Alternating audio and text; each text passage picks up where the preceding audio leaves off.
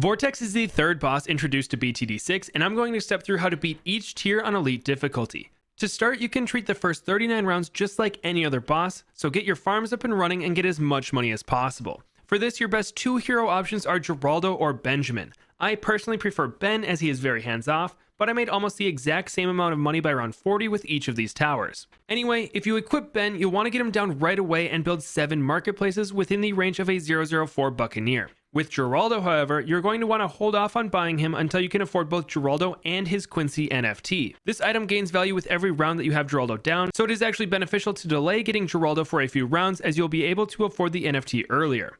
After placing this item, get 4 marketplaces inside the range of a 004 buck and you'll be set. Both of these methods will bring you to the tier 1 boss, where the strategy is the same. On easy maps like Cubism, you can beat him with cheap defenses like a Sticky Bomb Ninja and a Submarine, but the tower that'll work for most maps is a 205 Sniper. Just place this guy off to the side so that it avoids the stuns and watch it solo Vortex. After beating the first tier, you'll want to sell the Elite Defender and go back to farming. Whether you choose a 2 BRF Minneapolis, boat farming, or sniper farming, you really don't need that much money for round 60. Instead, we're really preparing for the tier 3 and above. On round 60, you'll want to plop down a Mad and buff it with a 200 Village. This will do enough damage on its own to basically keep Vortex in place until he dies. Once the tier 2 is popped, sell the Mad and go back to farming.